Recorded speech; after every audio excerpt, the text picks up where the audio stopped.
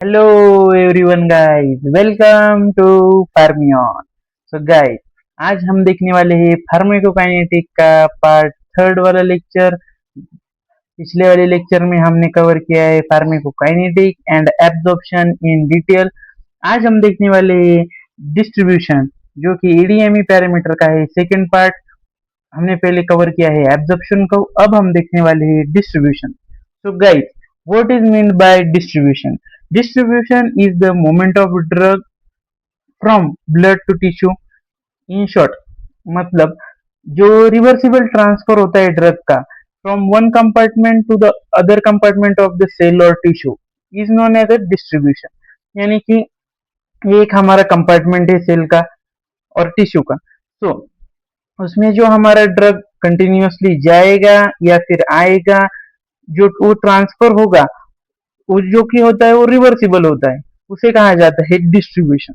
So distribution is defined as reversible transfer of a drug between body fluid compartment. Okay, जो after drug reaches into the blood circulation, the drug is distributed to various tissue and organs। यानी कि हमारा जो drug है जब वो blood circulation में पहुंचता है, उसके बाद वो मल्टीपल टिश्यूज एंड सेल्स को डिस्ट्रीब्यूट होता है, जहाँ की उसको साइट ऑफ एक्शन पे जाने के लिए उसे मल्टीपल टिश्यूज और सेल से पास होना पड़ता है, जिसके लिए ड्रग का मेनली लिपोफिलिक होना बहुत ज्यादा इंपॉर्टेंट होता है। सो हम नेक्स्ट टर्म देखने वाले हैं what is mean by volume of distribution. तो गाइस, वॉल्यूम ऑफ डिस्ट्रीब्यूशन एक बहुत इंपॉर्टेंट टर्म है डिस्ट्रीब्यूशन को लेके, जो कि हमें बहुत डिटेल में एक्सप्लेन करती है कि हमारे ड्रग का डिस्ट्रीब्यूशन कैसे हो रहा है और वो किस कॉन्सेंट्रेशन तक हुआ है, जिससे वो हमें फार्माकोलॉजिकल एक्शन दे पाएगा या नहीं। सो what is mean by volume of distribution? The apparent volume of a drug distributed in body to provide the same concentration as in blood plasma। यानी कि जो वॉल्यूम ऑफ ड्रग, यानी जो कॉन्सेंट्रेशन हमने drug का एडमिनिस्ट्रेट किया है, उसके कंपेयर में हमारे ब्लड प्लाज्मा में ड्रग का कॉन्सेंट्रेशन क्या है, उसे कहा जाता है, इस रेशो को कहा जाता है वॉल्यूम ऑफ डिस्ट्रीब्यूशन। उसका बहुत ही अच्छा इक्वेशन है यहाँ पे हमने मेंशन किया है। वॉल्यूम ऑफ डिस्ट्रीब्यूशन को डिनोट किया जाता है capital V and small D के साथ, और उसका इक्वेशन क्या है?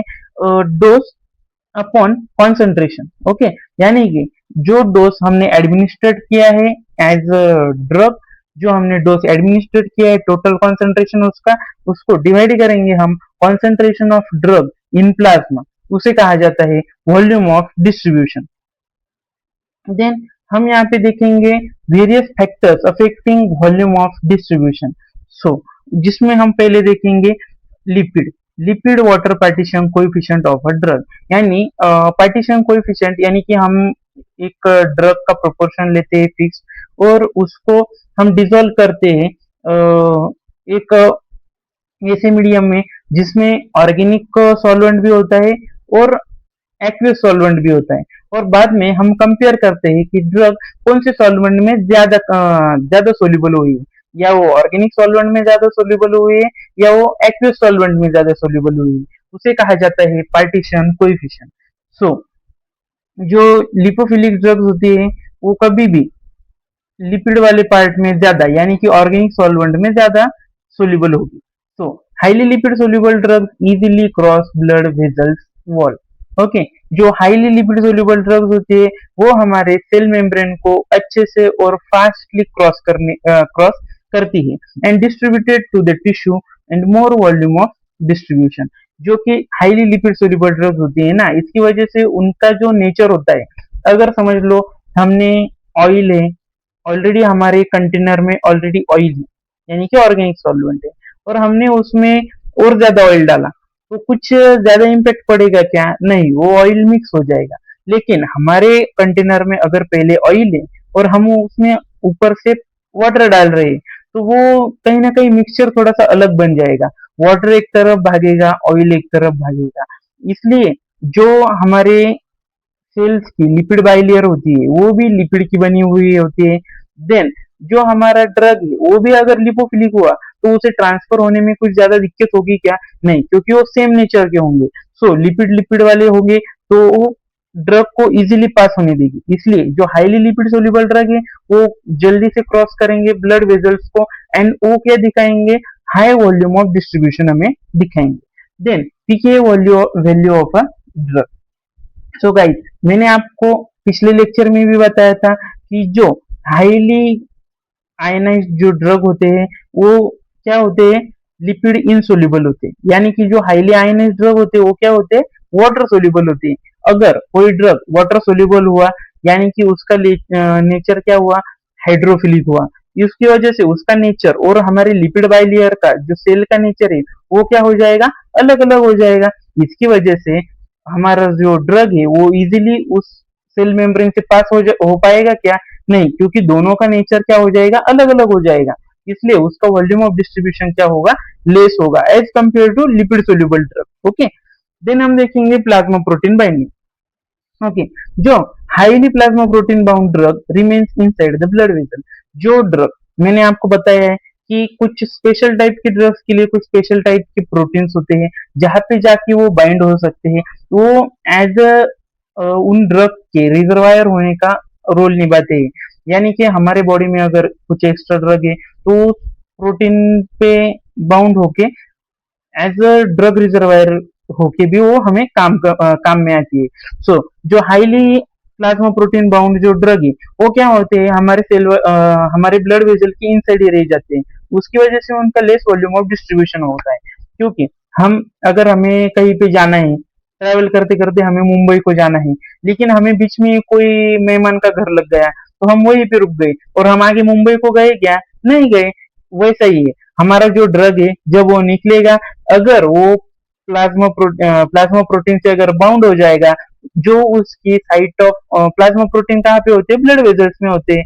अगर हमारा ड्रग प्लाज्मा प्रोटीन के साथ बाइंड हो गया तो वह कहाँ पे रह जाएगा, ब्लड वेजल्स में ही रह जाएगा। वो आगे जाएगा क्या अपनी एक्शन दिखाने के लिए, नहीं। इसलिए जो ड्रग होते हैं वो लेस प्लाज्मा प्रोटीन बाइंडिंग वाले ड्रग होनी चाहिए, जो कि एक लेस टाइम के लिए, स्पेसिफिक टाइम के लिए प्लाज्मा प्रोटीन से बाउंड होंगे। उनका काम खत्म होने के बाद वो जल्द से जल्द अपने साइट ऑफ एक्शन के पास जाएंगे और वहां पे अपना रिजल्ट दिखाएंगे। अगर drug highly plasma protein bound होगा तो उसका वॉल्यूम ऑफ डिस्ट्रीब्यूशन भी लेस होगा, क्योंकि वो टाइम पे उस जगह पे पहुंचेगा क्या, नहीं पहुंचेगा। देन इन तीनों फैक्टर के साथ ही बाकी के डिग्री ऑफ ब्लड फ्लो हुआ, fat lean body mass ratio, affinity for different tissues. कई बार क्या होता है, कुछ स्पेसिफिक ड्रग होते हैं जिनकी अफिनिटी कुछ पर्टिकुलर टिश्यूज के लिए ज्यादा होती है, और अगर हम उन ड्रग को दूसरे पर्पज के लिए भी देते हैं, और अगर वो ड्रग किसी और टिश्यू के लिए ज्यादा अफिनिटी शो करता है, तो वो जब ट्रेवल करेगा ना, वो ज्यादा से ज्यादा प्रायोरिटी किसे देगा, उसका जो क्लोजेस्ट फ्रेंड है, यानी कि उसको जो पसंद है उस टिश्यू की तरफ वो ज्यादा अट्रैक्ट होगा एज कंपेयर टू वहां जिसकी जहां उसको काम है वो वहीं पे जाएगा नहीं। वो कहाँ प्रेफर करेगा, उसके बेस्ट फ्रेंड को, यानी कि उसके क्लोजर टिश्यू को। Okay, then disease like congestive heart failure हुआ, देन सिरोसिस हुआ। ये जो डिसीज है वो भी हमारे वॉल्यूम ऑफ डिस्ट्रीब्यूशन को अफेक्ट करते हैं। देन प्रेगनेंसी लाइक कंडीशन हुई। ऐसे वेरियस फैक्टर है जो अफेक्ट करते हैं वॉल्यूम ऑफ डिस्ट्रीब्यूशन को, जिन्हें हमने डिटेल में देखा है।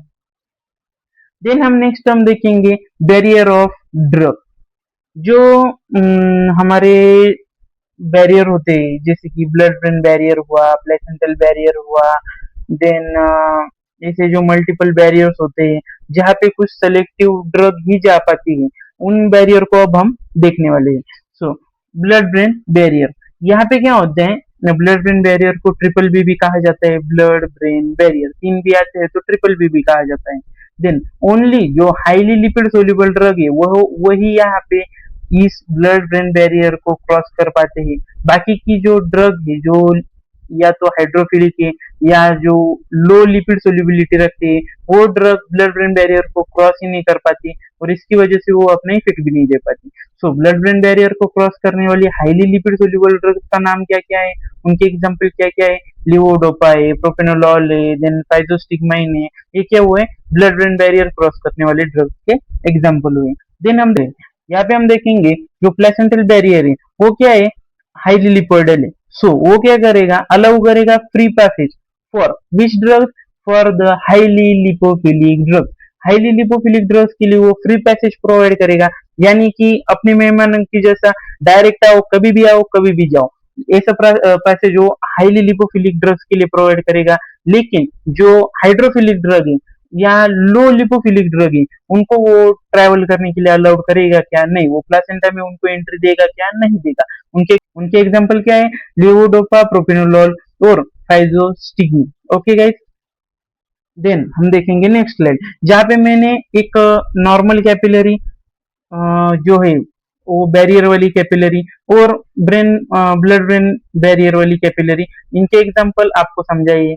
यहाँ पे क्या होता है, यूजुअल जो नॉर्मल कैपिलरी है उनके पास सिर्फ और सिर्फ एंडोथेलियल सेल्स की लेयर होती है, जो कि उनमें जो है इंट्रासेल्युलर पोर्स जो है वो बहुत सारे अमाउंट में प्रेजेंट होगी, जिसकी वजह से क्या होता है, लिपिड सोल्यूबल ड्रग्स के साथ साथ हाइड्रोफिलिक जो ड्रग है वो भी इजीली उनमें से पास हो जाती है और इजीली अपनी साइट ऑफ एक्शन तक रीच हो जाती है। यहाँ पे आप देखेंगे जो ये पोर्स है, या फिर रेड एरो से जो मैंने दिखाया है कि ये जो पोर्स है, यहाँ से कौन जा सकता है, लिपिड इनसोल्यूबल ड्रग्स यहाँ से इंटर करेगी, कहाँ पे, अपने कैपिलरी में। लेकिन जो लिपिड सोल्यूबल ड्रग्स है वो डायरेक्टली सेंटर में से, इंडोथेलियल के सेल्स के सेंटर में से वो डायरेक्टली ट्रेवल कर सकती है, उनको कोई पर्टिकुलर फोर्स या और कुछ किसी की जरूरत है क्या? नहीं है।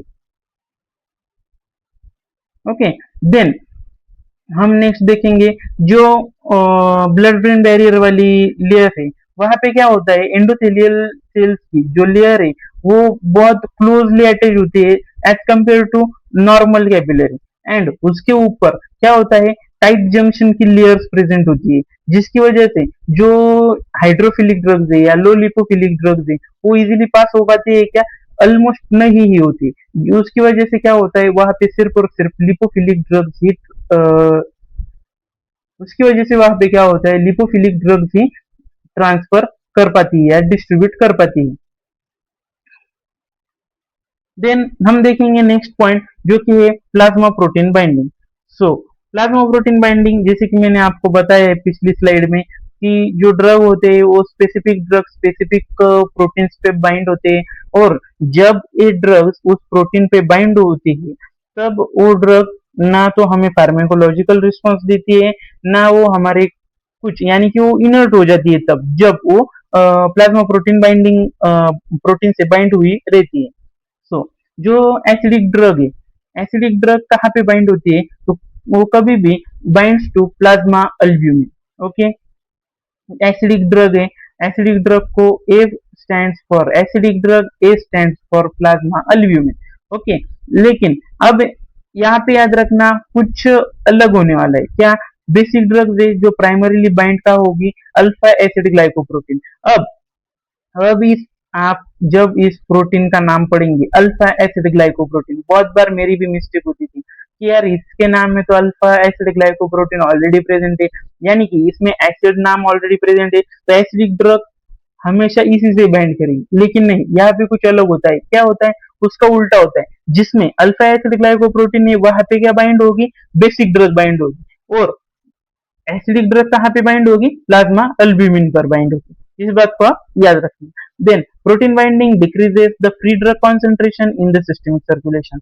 हमें थेरेप्यूटिक इफेक्ट के लिए कभी भी ड्रग का फ्री फॉर्म बहुत इंपॉर्टेंट होता है, क्योंकि जो प्रोटीन बाउंड फॉर्म होता है वो थेरेप्यूटिकली एक्टिव नहीं होता, वो हमें थेरेप्यूटिक एक्शन प्रोवाइड नहीं कर सकता, क्योंकि वो ब्लड वेजल्स में ही रहता है, उसका ना डिस्ट्रीब्यूशन होता है ना कुछ होता है। इसकी वजह से जो प्रोटीन बाइंडिंग अगर ज्यादा हुई तो हमारे फ्री फॉर्म ऑफ ड्रग जो है वो डिक्रीज हो जाएगा, और कहीं ना कहीं उसका सिस्टमिक सर्कुलेशन भी कम हो जाएगा। देन यहाँ पे मैंने इस चार्ट के द्वारा आपको एक्सप्लेन करने को ट्राई किया है, हमारा जो ड्रग है उसका एब्जॉर्प्शन हुआ, देन उसने इंटर किया कहाँ पे, सिस्टमिक अपने इंटर किया उसने अपने सिस्टमिक सर्कुलेशन में, देन वो जो ड्रग है बाइंड हुआ कहाँ पे, प्लाज्मा प्रोटीन पे। जो एसिडिक ड्रग है वो कहाँ पे बाइंड होगा, अल्ब्यूमिन पे, और जो बेसिक ड्रग है वो कहाँ पे बाइंड होगा, अल्फा 1 एसिड ग्लाइकोप्रोटीन पे। ओके, देन जो बाउंड फॉर्म ऑफ ड्रग है, जो बाउंड फॉर्म ऑफ ड्रग है वो फार्माकोलॉजिकली इनएक्टिव है, यानी कि act as a temporary store for a